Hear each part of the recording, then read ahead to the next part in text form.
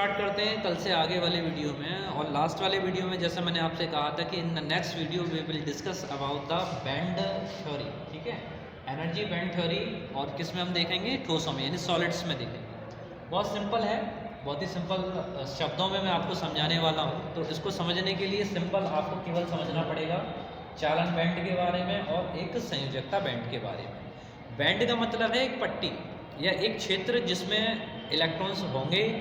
वो डिपेंड करेगा उसकी बैलेंसी के ऊपर या फिर उसकी संयोजकता के ऊपर, ठीक है, एक ही बात है। तो जैसे आप देखें कि यहाँ पर जो चालक की अगर बात करें, ठीक है, कुचालकों की बात करें और अर्धचालकों की बात करें, तो उसको जो समझाया गया है वो ऊर्जा बैंड सिद्धांत यानी एनर्जी बैंड थ्योरी के बेस पे समझाया गया है, जिसमें दो जो बैंड हैं वो कंसीडर किए जाते हैं या माने जाते हैं। इसमें जो चालन बैंड है वो संयोजकता बैंड के ऊपर होता है और ये खाली होता है, इसमें कोई भी इलेक्ट्रॉन आपका नहीं होता। वहीं पर अगर हम बात करें संयोजकता बैंड के बारे में, तो इसमें जितने भी संयोजी बैंड है वो आपके अवेलेबल रहते हैं, ठीक है।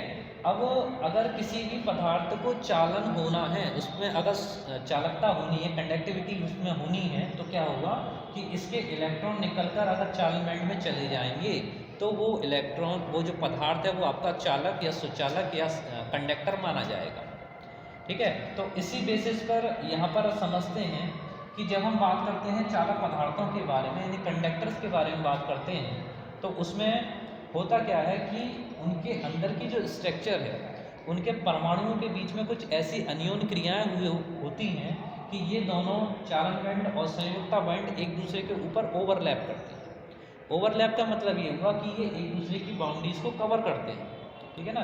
ये जो गैप इनके बीच में दिखाई दे रहा है, ऊर्जा का जो अंतराल है, ऊर्जा अंतराल या रिक्ति कहते हैं इसको, ठीक है, गैप है। रिक्ति जो बोलेंगे हिंदी में बोलेंगे, तो ये जो गैप है ये गैप बिल्कुल नहीं होता है, ठीक है, किसके अंदर? चालकों के अंदर। तो इसका मतलब ये हुआ कि इलेक्ट्रॉन को संयोजकता बैंड से निकलकर चालन बैंड में जाने में जरा भी समय या एनर्जी की आवश्यकता नहीं होगी।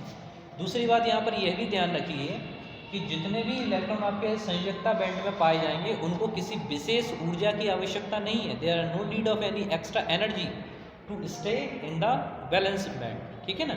इस ऊर्जा या इस क्षेत्र में रहने के लिए इलेक्ट्रॉन्स को किसी भी अतिरिक्त ऊर्जा की आवश्यकता नहीं होती है। ऊर्जा की आवश्यकता कब होती है? जब उनको ये बीच का जो गैप है वो पार करना है, क्रॉस करना है इस लेवल को।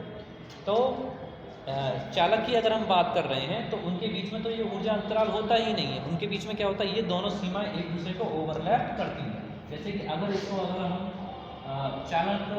चालक पदार्थों के लिए अगर बनाएं तो हम इनकी बाउंड्रीज को एक दूसरे के साथ ओवरलैप करते हुए दिखा सकते हैं। जैसे हम पिंक कलर से चालन बैंड की बाउंड्री दिखाएं और ब्लू कलर से हम संयोजकता बैंड की बाउंड्री दिखाएं, तो देख पा रहे हैं कि एक बहुत बड़ा एरिया एक दूसरे के साथ क्या है, ओवरलैप कर रहा है।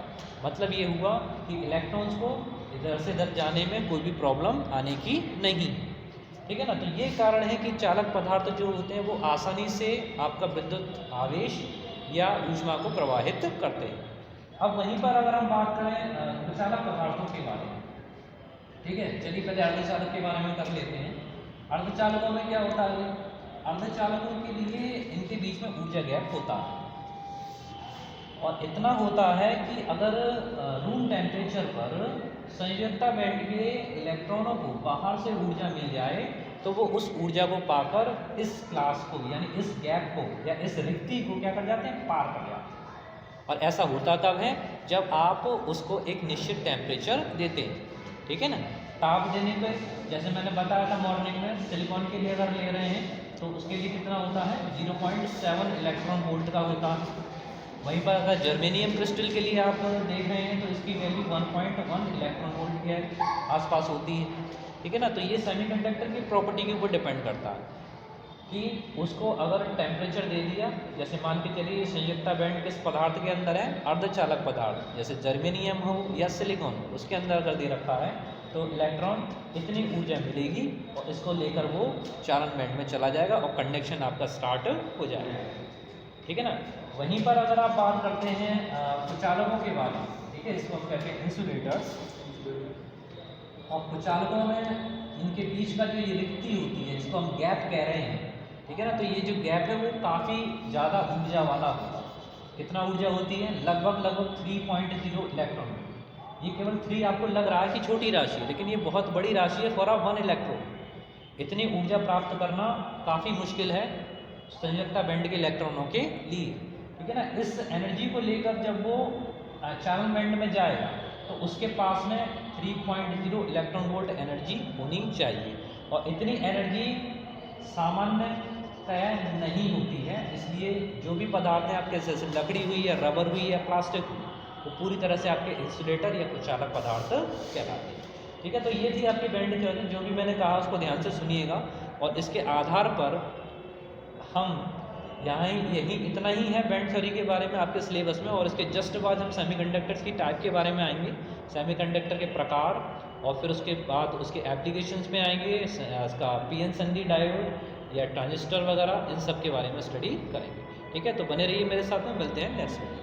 Thank you.